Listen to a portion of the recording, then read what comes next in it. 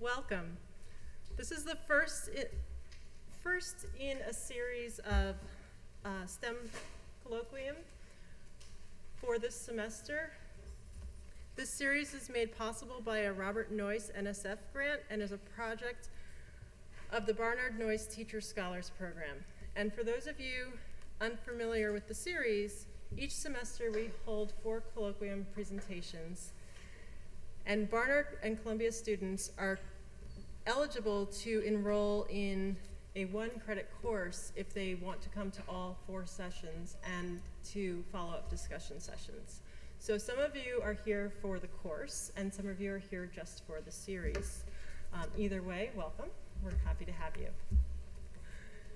Tonight I have the pleasure of introducing Dr. Megan Groom. Dr. Groom is the Executive Director of Education and Public Programs at the New York Academy of Sciences.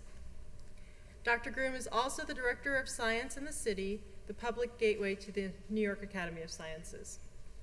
Dr. Groom is an adjunct assistant professor at SUNY Environmental Science and Forestry, and she has spent 3 years working as a consultant to the American Museum of Natural History, and before that was a senior policy analyst with the National Governors Association. Dr. Groom completed her PhD at Teachers College, Columbia University in science education with a focus on urban science education and reform. Her academic work includes learning in informal environments, professional development for teachers, and specific classroom strategies for increasing equity and access in schools, and she has authored numerous articles and academic presentations on those topics. For those of you who are in the course, I actually brought you a reading of one of her articles, and we have plenty of extras, so if you're just here for the lecture, you're welcome to take one. Dr. Groom, of all of these accomplishments, they don't minimize the fact that Dr. Groom was first a teacher. She is a certified science teacher with experience teaching pre-K through graduate school. She has taught chemistry, physics, and biology, and was the founding biology teacher at a startup school in Paterson, New Jersey. Let's welcome Dr. Groom. Just curious about what paper you have. Thanks. Thank you so much for having me. Let me just start my clock so I don't talk too long. So yes, thank you so much for the introduction. The thing that I'm most proud of in my professional career is that I started out absolutely positively not wanting to go into teaching. Sort of ended up going into teaching, was a substitute middle school teacher at my old middle school, and absolutely, positively, 100% fell in love with teaching almost on my first day, which was probably 12 years ago tomorrow. So I have sort of a strange wandering career, but I always seem to find my way back into the classroom whenever possible. And I find myself, when I'm not working with kids, and by kids I mean basically anybody younger than me, I find myself a little bit lost without that sort of anchoring into the instruction. So another thing I think is important to know about me, and why I think this talk is particularly relevant, is that I was the first in my family to go to college. And so when I, as a precocious 4-year-old who was always talking about wanting to be a marine biologist, and wanting to be a scientist, absolutely, from, according to my mom, the first words out of my mouth. My parents really had no idea what to do with me, both whether it was about going to college or also how to support a kid who was really interested in science. And they, of course, did the best that they could, obviously got me very far with all of their love and guidance, but I really find that it's important for scientists, teachers, anybody who's really around kids to be able to talk with them about what they should be thinking about, what they could be doing, answering their questions, about what it's like to be not just a scientist, but to be an adult. I think kids, especially girls, have a tendency to think that being an adult is really terrible and not nearly as much fun. as being a kid, but I think for most of us, when we end up on the other side, we learn to really enjoy taking naps and also just being sort of being who we are as individuals and adults. So I think it's really important, no matter how old a person is, that they talk to people who are younger than them about how they got where they are, and how that person can get where they are. One of the sort of very strange things that happened to me, I was on a panel discussion, and I was looking at an audience of about 300, 4th through 12th grade Girl Scouts. And I happened to mention that I had failed calculus 3 times before I finally passed it, which is, before that moment, not one of my proudest moments. I did finally pass calculus, but it was only really because I absolutely wanted to finish my biology major. But the girls came up to me afterwards, and they were like, "You failed calculus?" I was like, "Oh, yeah." I'm sure I blushed, and I was like, "Yes, not a big deal. I failed calculus, blah, blah, blah. They gave me my degree." And they were like, "We never heard of anybody who failed calculus like that before. That's amazing." So now I give talks to the Girl Scouts a lot, and now I'm like the lady who failed calculus 3 times and still managed to grow up and get my shoes on, the right foot. So I think it's really important when we talk to kids that we not just talk to them about their future, but also about the fact that, getting there, you're gonna fail. You just wanna fail with some sort of gracefulness. Like that. So the title of my talk is Counseling Students on Career Options. This is me. My contact information is on my last slide, so I won't say it now. Okay.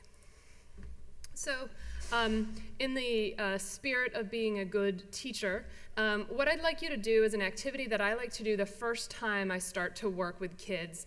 Again, kids being, pretty much up to grade 12 at this point. So what I'd like you to do, and sorry for those of you who have computers, if you could just do a quick sketch in your notebook of what you think a scientist looks like. This is a very common activity, not just activity that, like I said, I like to do with kids, but also it's a great evaluation tool, and there's lots and lots of literature if you just Google draw a scientist. But the instructions to your class when you're doing this activity are simply to take out a piece of paper, take out a pen or a pencil. If you have colored pencils, that's great, and spend a couple minutes drawing what you think a scientist looks like.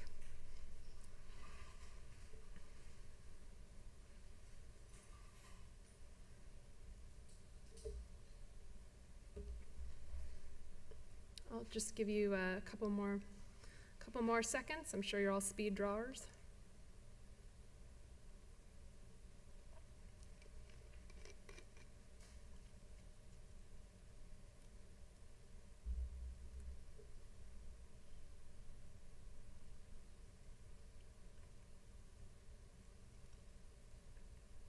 Okay, so if you just want to finish up.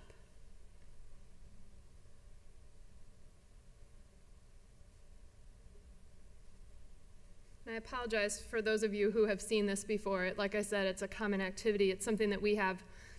I run a program with hundreds of middle schoolers every year and a couple hundred scientists teaching those middle schoolers. And this is actually the very first thing we ask them to do. We ask them to come in, introduce themselves, not tell the kids that they're a scientist, and start with this activity. So it's something I'm very familiar with and always love to start a class with. So if you want to go sort of the next level of this, you can put these words up on the board. You can have the kids brainstorm them. And what you want to do is go through this list and say, okay, so who drew a scientist that looked friendly? Who drew a scientist who was wearing a bow tie? Who drew a scientist who was with other people? And you can have the kids sort of brainstorm the words. They could write it up on the board. You can actually give them Post-its. There's a million ways you could graph these things if you want to add a little bit of a math extension to it. But these are, and I'm sorry I don't have the citation, but these are the most commonly written words, and the ones that are starred are actually the most common ones. So it's wild hair, male, old, wearing a lab coat, bow tie, glasses, with something dangerous, using machinery. And what kids draw, and this is a fairly universal phenomenon. What kids draw is something that looks like this. Now, I've done this activity all over the world with kids, and this is pretty typical, even if you're someone who doesn't have, not in a Western culture. And what kids draw is the crazy hair, or unmanageable hair. They're usually drawing a man with some sort of safety equipment on, a lab coat, often a pocket protector. And I'll tell you that pocket protectors don't work very well for girls. I was given one to wear as a prop, and I was like, I don't know where you want me to put this, but probably not in my, undergarments. So they often draw them with what looks to be some sort of weird, bubbling, evil, ethically problematic thing. And they almost always draw them alone. So when we're thinking about the approach that we want to take when we're talking to kids about scientists, I think it's really important to keep in mind the preconceptions that kids walk into your classroom with. So when a kid walks into your classroom, they're not necessarily, these are not necessarily positive characteristics, but, and I'll get to that in a minute, but one of the things I want to say is for our scientists, we send scientists who, young, old, all over the place in terms of how they look and sound. Very few of them look like Albert Einstein, who is basically what kids think of as a scientist, though we do see some Mythbusters and some Breaking Bad starting to creep into our results. It's funny, the first time a meth lab showed up, we were like, you must have cable, okay. But it doesn't take more than a couple hours for the kids to draw something that looks like this. So you can see that this is actually the same sort of person over and over again, and her name is Rebecca. She goes to Mount Sinai. She was teaching this particular class of earth science students. She does in fact have long brown curly hair. I guess one day she was wearing a dress with sweaters. I can't really speak to her proportions of feet and arms and hips and all of that stuff, but this was a pretty diverse group of kids. There's some sixth graders third through sixth graders in there. So, but you can also see that they draw a real person. They draw someone who looks like them, and often what they do, just from the literature, is they draw someone who looks like themselves. It may actually be themselves. So sometimes we get these pictures and they're drawings, and everybody is kind of a stylized version of themselves, but they sign them and they say, this is Desiree, who's that person. The scientist. So in fact, it doesn't take long to actually get the kids to shift from this abstract idea of a scientist into what a real scientist is. So it's always kind of a fun little aha moment with the kids when you go in and you start this, and then you say, I'm studying to be a scientist. It really surprises them that a woman can be a scientist, a person of color can be a scientist. I remember the first time I saw a pregnant lady scientist, it freaked me out entirely, because up to that point I had never seen a pregnant woman who could be a scientist, and this was only a couple years ago. So it's really helpful to shift them out of this mindset. So if we think about, again, just taking a couple steps back, if you're a high school student, your common perceptions of science are male, white, and older. They're without close family, friends, or family or friends. They're usually a loner. They work really, really hard. They're sort of a monk, ethos around them. They work 24/7, nose to the grindstone, only does scientists, has very poor social skills. Somehow or another, kids manage to learn jokes about how terrible scientists' social skills are, which I always think is funny. That they're not creative, innovative, or interesting, and that the work that they do is really quite removed from the work of society. And there's a couple of interesting studies where they look at, if you talk to kids around, do you want to be a research scientist? Do you want to be an engineer? Do you want to be a mathematician? The kids are like, absolutely not, that sounds terrible. But if you ask them, do you want to design prosthetic limbs for people who have lost their limbs in battle? They're like, yeah, that sounds really good. How do you feel about designing systems to help deliver clean drinking water to kids? How do you feel about being someone who builds a bridge between two communities and links them up. That gets them really excited. So I like this last piece, just thinking about how simple that is, just changing the verbiage. But if you're just a totally normal high school kid and your parents aren't a scientist, I don't know how many people would actually want to be this person. I know we have common tropes that we see in pop culture around what a scientist is, but in reality, if you're a high school kid or a middle school kid, you probably don't want to be this person. And you may, in fact, if you're not male, white, older, or a total introvert, you may in fact think that you're not qualified to be this type of person. So again, when you walk into the classroom to talk to kids in your science class or your math class, keep this in mind, that your uphill battle is around first, before you even talk about careers, before you even talk about a course of study for kids who are interested in science. Keep in mind that you just need to humanize scientists and make the idea of a scientist from something that's abstract into something that's real. And just have faith that that's actually not that hard. And just actually meeting a scientist helps to break that preconception. And when I give this talk to graduate students, faculty members who come to the academy, I actually give them these couple slides to scare them and to sort of really make them feel responsible, because if they're not out there talking to kids, if they're not doing outreach, if they're not, not everybody needs to, have a show on the Science Channel, but if they're not out there just doing career days at their kids' schools, or doing a program like one of our mentoring programs, or dropping into a classroom visit or something like that, this is just as much of their responsibility as it is for those of us who are teaching.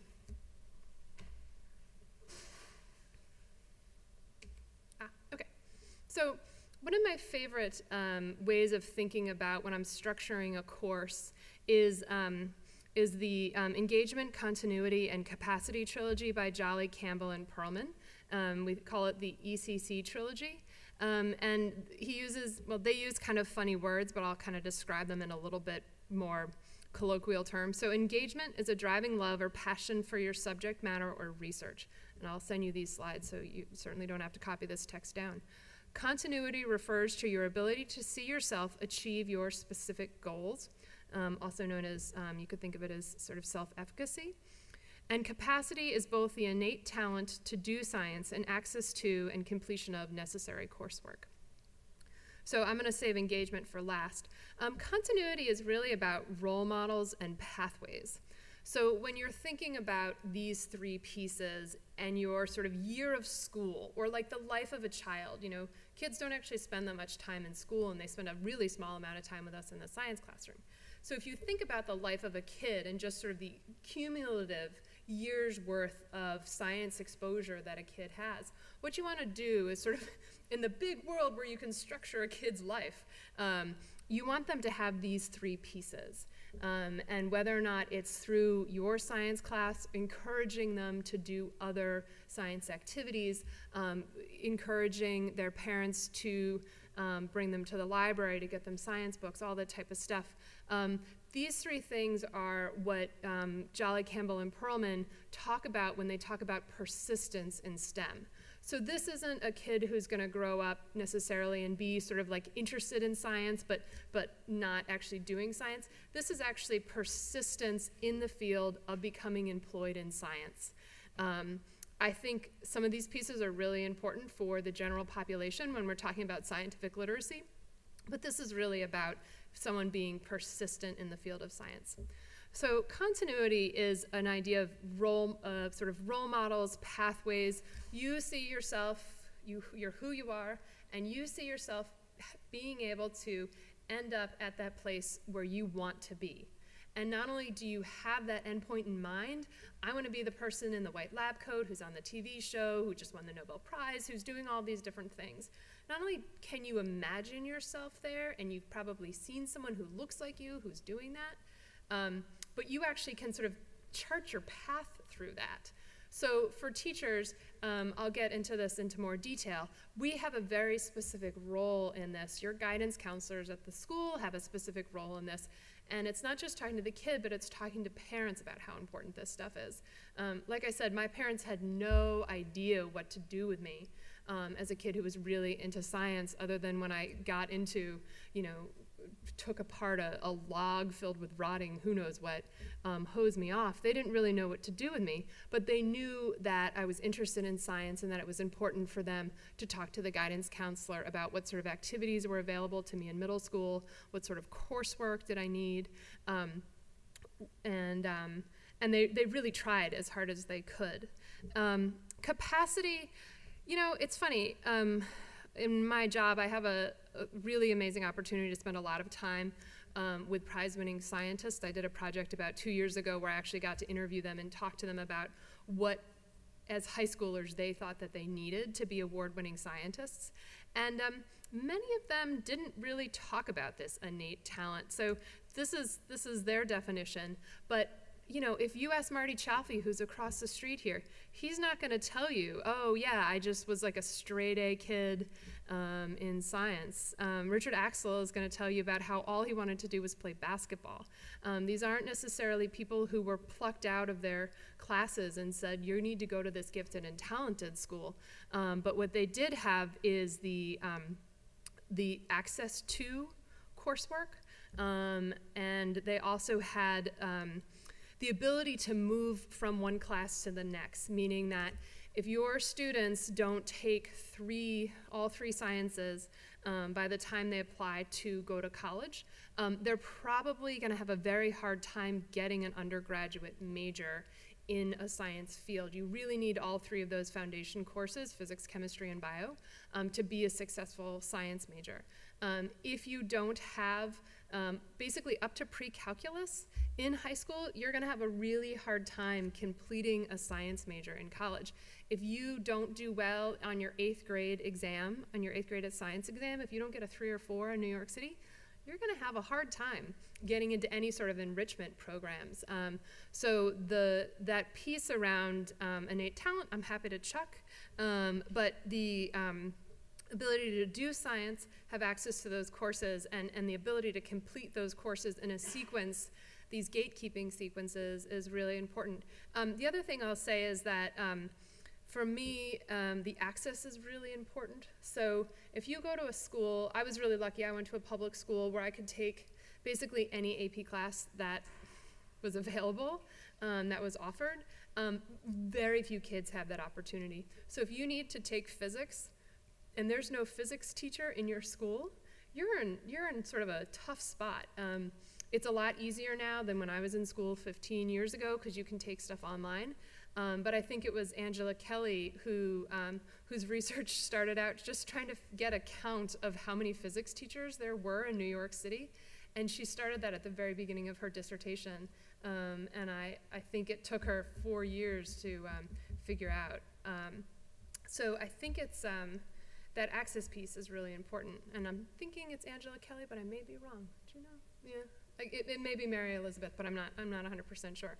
So let me take a little bit of time to talk about engagement. So for a long time, we thought it was this capacity piece, this innate talent and the drive and stuff like that. What we're seeing more is that this engagement piece is really, really important. In fact, maybe more important than these other two pieces. So engagement is this love, it's this passion, it's the spark, it's the fire, it's all of these metaphors that we use and words that we use to describe a love of science.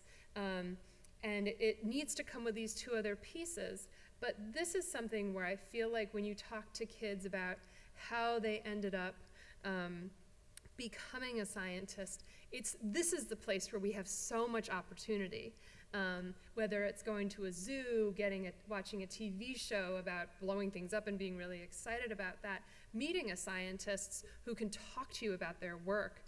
These are the things that really we have a huge amount of influence over. Teachers, scientists, parents, all these other places. One of the examples that I always think about when I was teaching high school was CSI had just started. I know that sort of dates me a little bit. CSI had just started, and so many of my 10th graders wanted to be forensic scientists, and I just sort of was like, okay, another one, sure. Do you know how boring forensic science is as a job?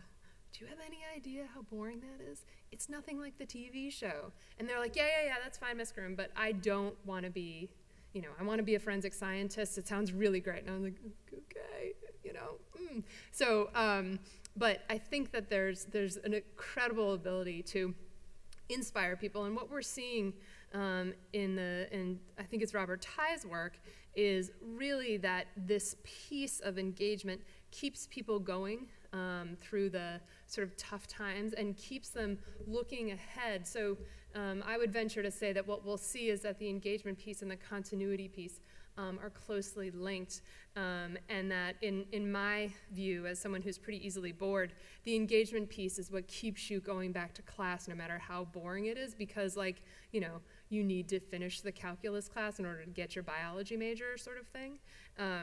So I think for me, that engagement piece is the easiest to tackle, especially for someone in my position, and the one where it's sort of the most fun. So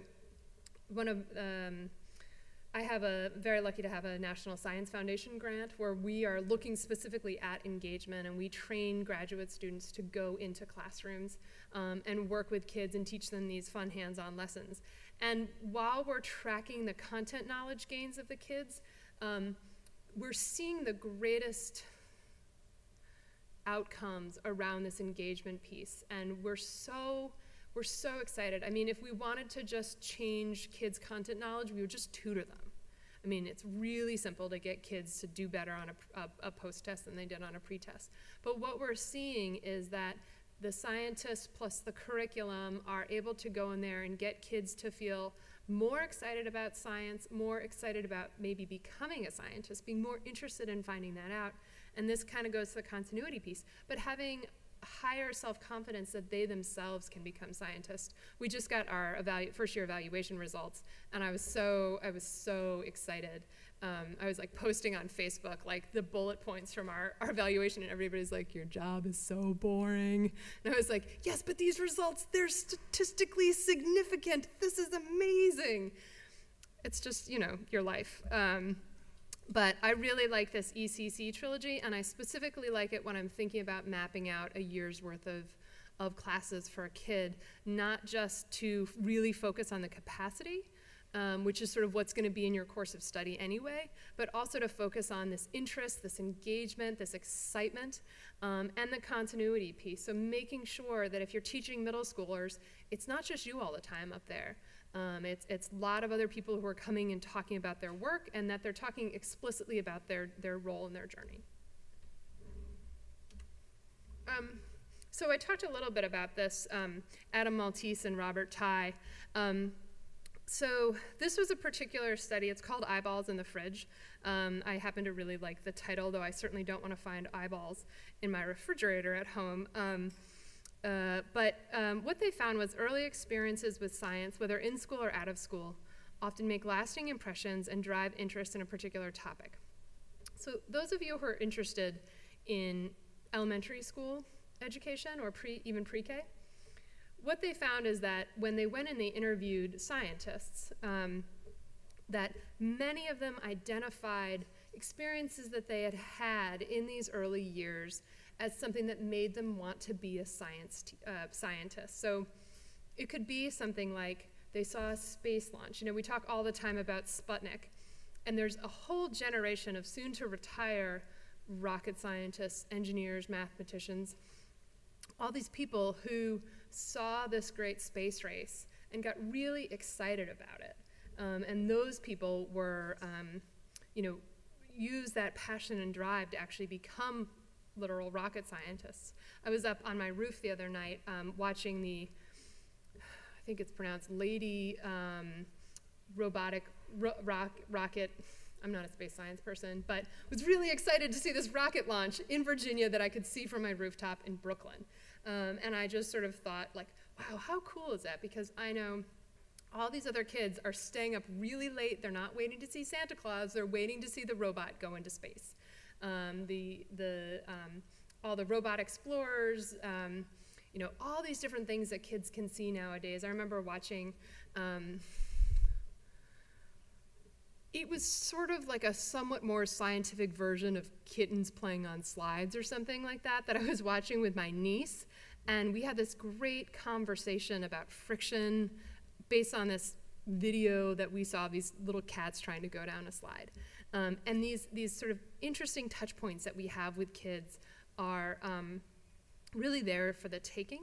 And I was so happy to see Maltese and Ty's work around this that really sort of validated this idea that having these experiences at young age do help lead to people having actual professions in their becoming scientists.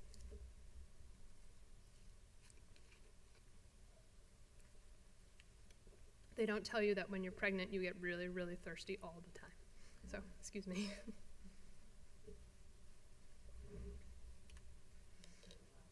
Yeah, no, they don't tell you, by the way, they don't tell you anything about being pregnant. It's really a surprise every day.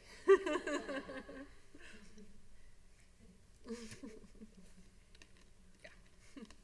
You also get really warm, or I do, I don't know. So what I wanted to do was sort of break down the large grade bands into elementary, middle, and high school. So I get a call probably once a week by a fairly frantic parent. Sometimes those people are faculty at universities or medical doctors, so you'd think they would know this sort of stuff, but they call me and the call goes something like this. Dr. Groom, I got your number from your website. I have this very precocious 1st through 12th grader who absolutely wants to be a scientist and needs a lab placement for tomorrow. Can you help me get this lab placement for my very precocious, way too young for this type of experienced child? And while I'm sure all of these kids are very precocious and very into science, parents seem to have gotten stuck in this idea that their kids need to win the Intel, Google, whatever science fair in order to become a scientist. Well, I'm not going to tell you that getting an award like that isn't really important when you're in high school.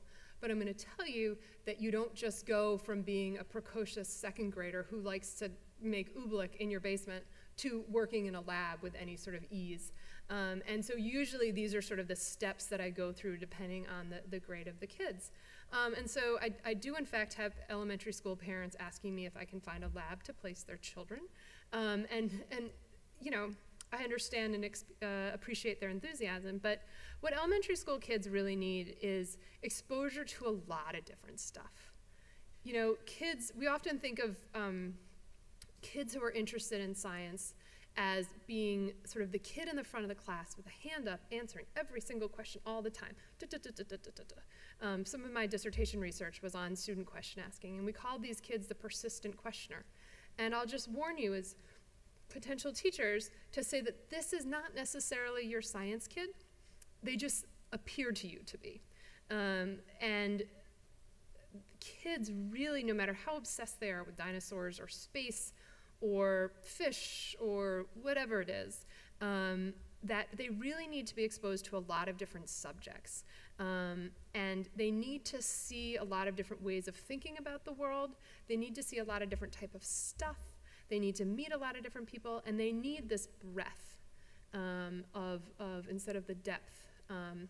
And for some kids this can be hard, but I know with my nieces and nephew, today it's space, tomorrow it's dinosaur, the next day it's bananas, and the next day it's trains.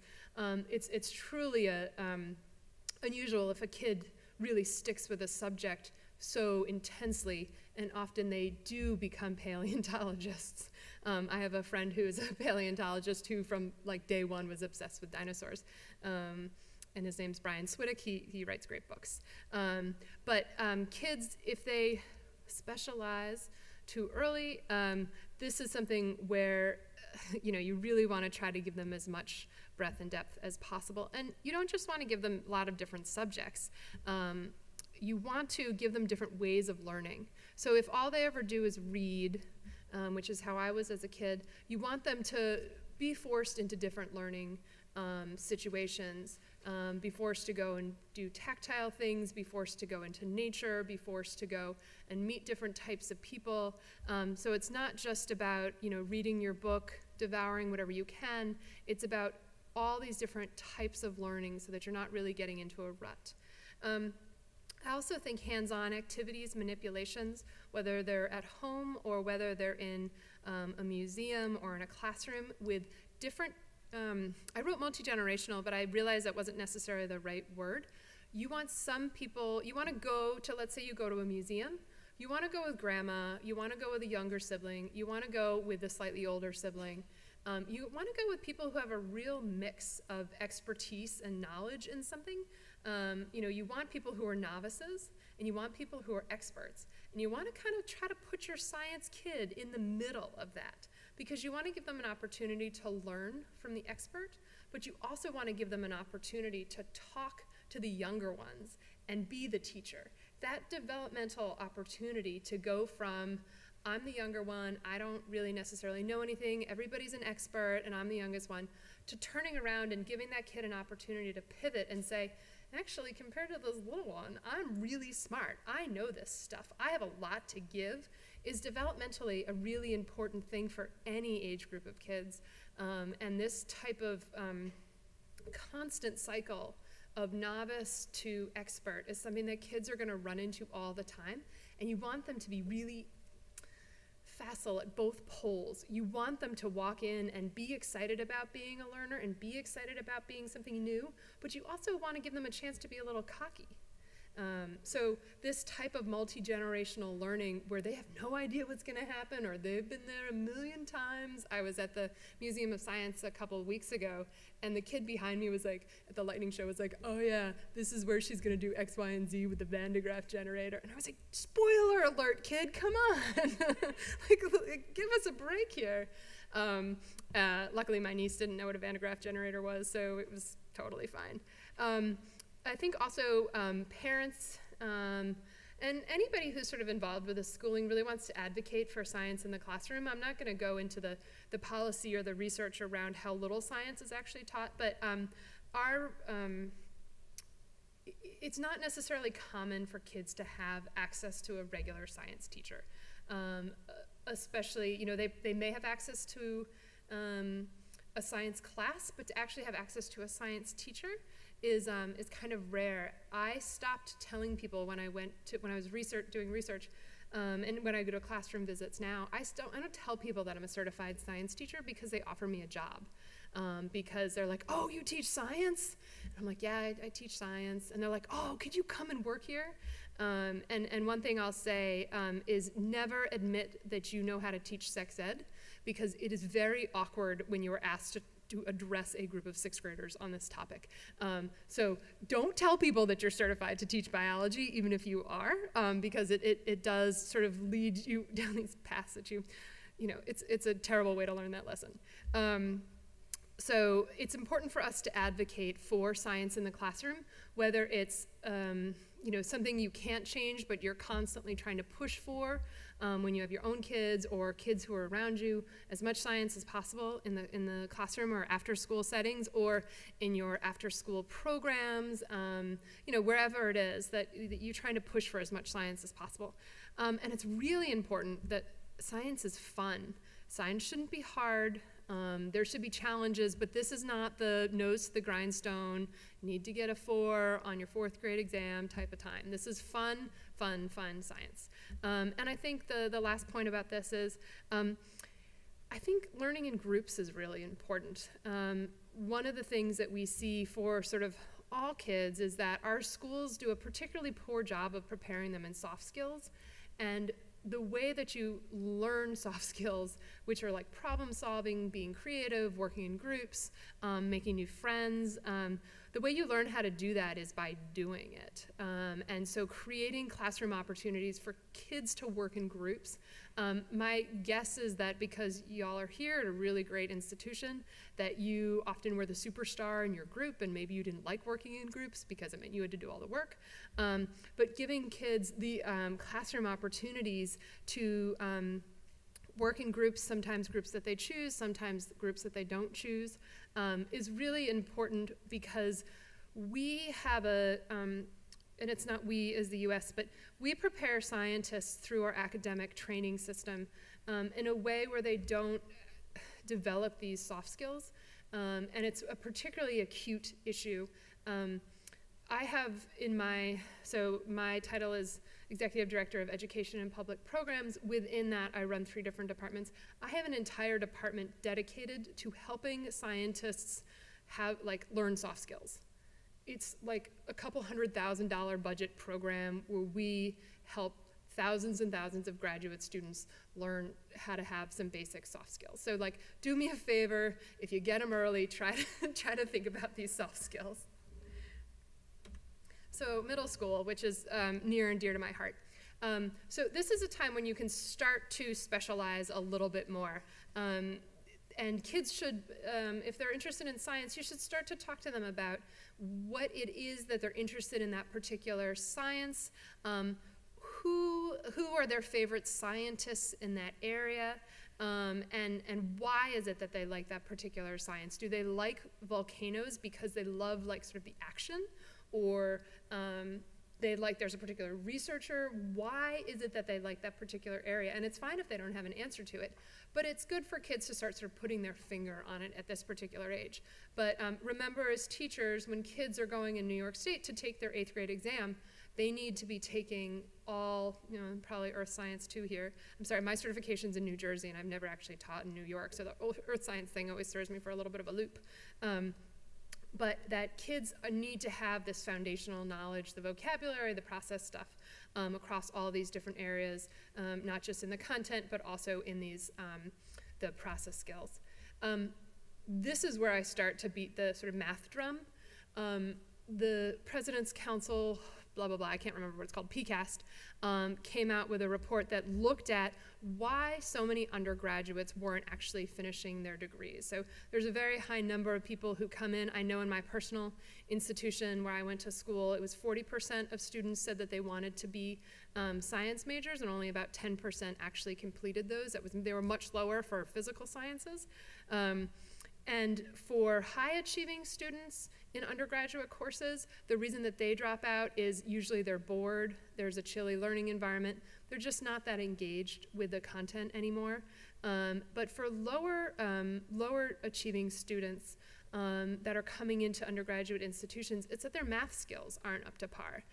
Again, as someone who failed calculus 3 times, I'm really surprised that I actually managed to do a math major, because I had a really hard time. No one pushed me to take as much math. But math skills are absolutely key if you want to look at one of the main indicators of kids being able to complete their degree. Like I said, pre-calculus by high school, but getting in and taking a lot of math in undergraduate is also really important. And one of the things that always surprised me is that kids who have the math when they go into college but not the science do better than the kids who have the science but not the math, meaning that the math is a better indicator of your success than your super awesome grades in science. So I always think that's really funny. I think in middle school, you want to start to give them choices. Stop making them go to stuff if they don't want to go, and give them a couple different options. This may sound sort of like parenty stuff, but you want to give kids, if they're doing an 8th grade project where they're getting to choose what they want to research, let them choose from a couple different topics. The ability to make decisions and then go through and justify those choices and have a little bit of disappointment if they don't like their choice, or excitement if they do, starts to become important. Rigor is important here, but it still needs to be engaging and not nose to the grindstone again. Fun, sort of without the standards, without all the structures, is great for a museum learning environment or stuff like that, but you still want the structured rigor pointing towards where the kids need to end up in the next year is important. And then identity. Now, I'm not someone who has that much background in identity. It's in my mind, one of the more interesting areas of science to study, but giving kids those sort of trappings of science, giving them lab coats, the goggles, Giving those things that make them sort of feel like a scientist and identify as a scientist start to become important at this age. Giving kids a chance to sort of try on these different identity hats is important, and giving them some coherence around other kids who are trying on this science hat is important too. Unique and independent learning experiences, pretty self-explanatory, and exposure to careers and different professionals. This is really as simple as calling up your favorite bio professor and asking them to recommend someone who's near your school, or calling in your dentist, or calling in, I mean, this is why Career Day is really great. Just giving kids a mental Rolodex of all of the different types of careers that are out there. I have a friend who's, she talks about Fisher-Price people, and how, where she grew up in Iowa, she only knew Fisher-Price people, so nurses, engineers, and engineers in the trained sense, construction workers, teachers, lawyers, and now she's a postdoc, and how do you even begin to explain what a postdoc is to kids, but really making sure that they know that there's a huge range of careers out there, many of which in the science fields and in the STEM fields are really focused on making the world a much better place. Okay, finally high school. Specialization is important in a few key areas, but not necessarily to, especially in freshman and sophomore year, really drill down into just super specialization. So in the US, we don't specialize like they do in most other places in the world, and kids should really take advantage of that they don't have to just take math and science classes with a few English and humanities classes in. They should really try to get a full and sort of round education, but that sort of specialization is key. And one of the things that I see when I interview high schoolers, and they come to me and they say, because when high school parents call and they say, I need to get a lab placement for my kid, I say, if your kid's really serious about being a scientist, they need to call me. I think that's the dance class across the hall. So having kids, giving them a chance to find researchers or careers that they're interested in, dig into that. When people call me and ask for these lab placements, and one of the first things I say is, what sort of experiences has your kid had in science? And they usually say no. Where I send them are programs at like the Explainers program at the Hall of Science, the internships that the Museum of Natural History offers. These sort of fun science programs where the kids are doing something that's hands-on, but they're not pipetting in a lab, which it's just something where they're getting to actually meet scientists being in scientific institutions. But that specialization, why do you want to be a scientist? You know, no one's going to get a PhD in general science. You need to have some sort of specialization is important. Often kids sort of go like math, physics, environmental science, chem, bio, and then everybody basically goes through a phase where they want to be pre-med until they realize how boring med school is. This is where you want to be talking to your kids about how much, take as much math as possible. Again, up to pre-calculus. If that means taking extra math classes, tutors, kind of whatever it takes if you're at the high school level, if you're pushing for a kid who's interested in science. Specialized programs for science kids. There's been a real sea change in terms of sort of nerd pride, even just from when I was in school 10, 15, 20 years ago. It's become much more sort of socially acceptable. There's a lot more options for kids in terms of going into science programs. So giving kids a chance to make other friends who are science nerds too is really, really exciting. And not to be discounted, to be able to go from being a science nerd who can potentially be ostracized at a really small school and putting them in a summer program where they are one of many science nerds is really great for self-confidence and socializing. It's kind of fun to put a bunch of science kids in a room who are really sort of socially isolated at their high schools, and all of a sudden they're like, oh my gosh, I'm like the most popular kid here, or oh, this is what flirting is like. And you're like, yes, okay, that's why we gave you these experiences. Please don't get too close. I used to chaperone a lot of ski trips when I was a teacher. So you also want to give them kind of a range of activities. You don't want them to be just little robots. You want them to be full-fledged individuals, and sometimes this is just as simple as giving them permission. I was a theater and a biology major. I always played in the orchestra, and being a full-rounded person is really important. And I think the scientists who end up in PhD programs who don't have that ability to be sort of the full person are not as good scientists. As many science classes as possible. You want them to have all three, or I guess here it would be all four with earth science. And one of the things that college admissions people are going to look for are leadership experiences. Starting a science club, mentoring other kids, whatever it is, but some sort of leadership experience.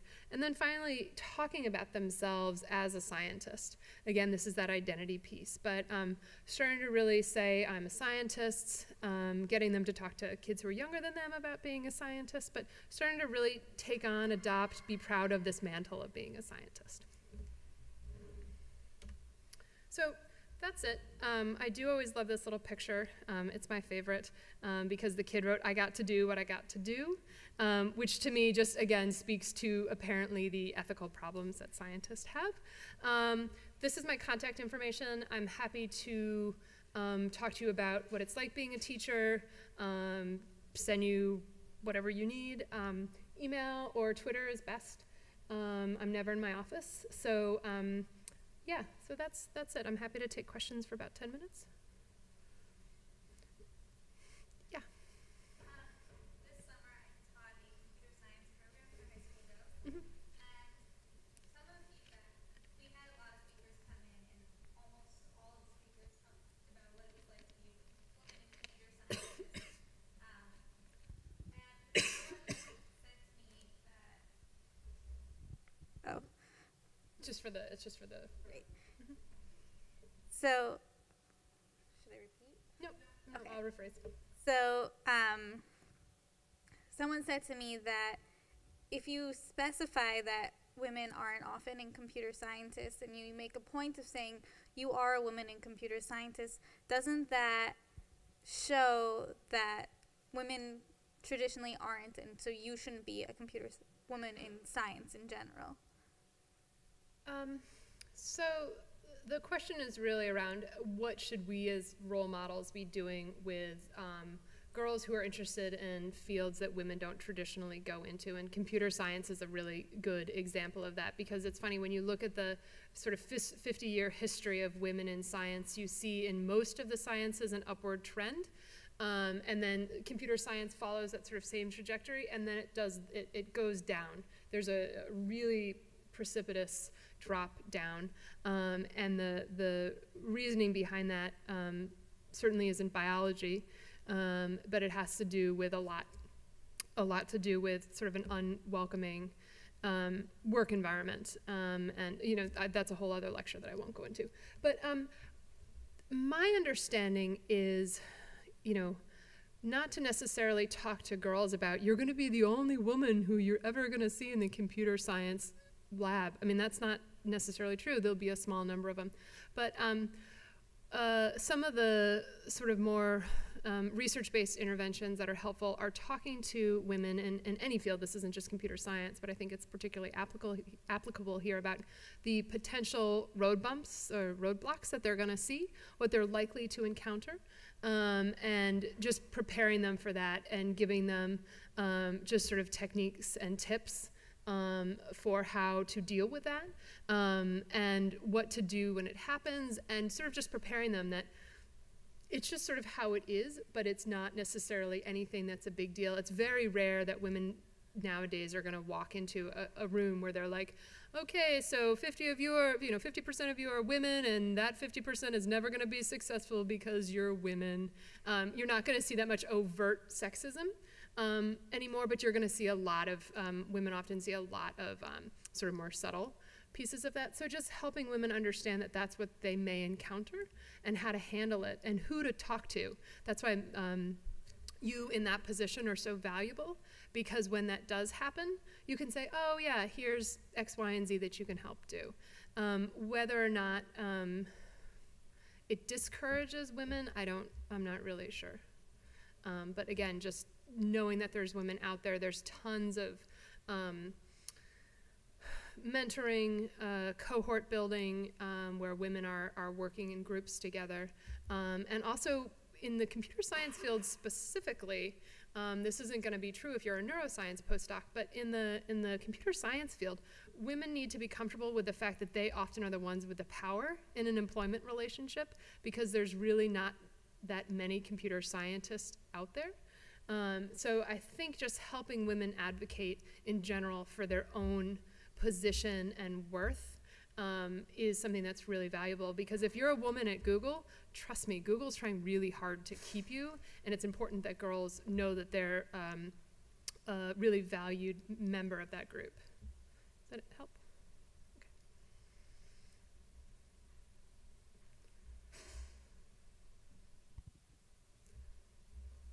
Okay.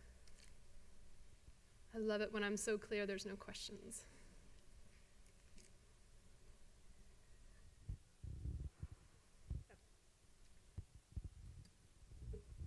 So do you, so I'm actually, I'm at the Teachers College right now in science education. Like a kickball game or something. And I was wondering, do you have any, so I'm not teaching right now, and I was wondering, just, are there any ways you can suggest to get more involved in in your, doing more outreach in the city in science education? Yeah, there's tons of different sort of outreach opportunities that run sort of a spectrum of what I'll say like intensity. So there's some programs where like you could do an iMentor type program where you're expected to commit to 4 years of, every 2 weeks working with a kid, the same kid for those 4 years. And then there's other programs like the BioBus, where you go in and you sort of put your name down as someone who has some facility with a microscope and can help do some, lead some hands-on stuff, and it's literally a bus that shows up at a school. And you can do that once a year, twice a year, lots of science fairs if you're looking for something a little bit lighter. And then, there's programs like Upward Bound. There's probably some programs at Columbia itself where they're looking for people who can help sort of tutor kids or work with kids one-on-one. And my guess is that the Career Center at TC has some specific suggestions of places to go. But, just think about your time commitment in terms of how often you think you can go and how long you feel like you can be a part of that. I think if people are interested in teaching, you should absolutely make sure you like kids. I get and it's like crazy. I get a lot of people who ask me, and this is over oh, you're a teacher. I'm interested in being a teacher. And then I always say, do you like kids? And they're like, I haven't really spent much time with children. I'm like, that should really be your flow chart. You're like, yes, I like kids. No, I don't, because you're going to work with them all day. And if you don't like them, you're going to hate your job. So just make sure that if you're thinking about teaching, you spend some time with kids. I happen to, I gave testimony in the U.S. Senate one time. It was probably like the most exciting thing I'll ever do in my life. And I gave this whole sort of policy talk about what the governors were doing. And I can't remember who it was. It was some staffer who was like, tell me how you teach middle schoolers chemistry without them lighting themselves on fire. And I was like, well, sir, they do sometimes light themselves on fire. But, that's why there's safety equipment. And it was not that I was, Dr. Groom from the National, Governors Association. It was that, I know how to put kids out when they're on fire and keep them happy. So just making sure that you, when you're thinking about teaching, that you know that you draw energy from, you appreciate the sort of quirky mind and the just sort of the joys of teaching.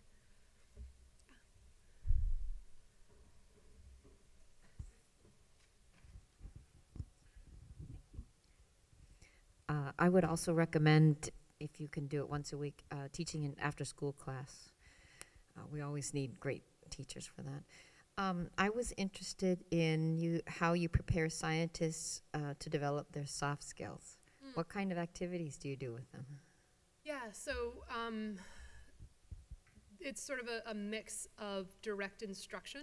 So we run workshops where they can come in. Some of them are a semester long, where they come in once a week to develop a particular strand. So it could be something like networking and entrepreneurship, that it's, literally just classes on that, and then we try to add in as many practical experiences as possible. So if someone comes in for a one-day workshop on networking, and there are specific skills that you need to network, so there's some skills-based pieces that we actually then give them a practical experience where they are forced to network, which is always really awkward at first.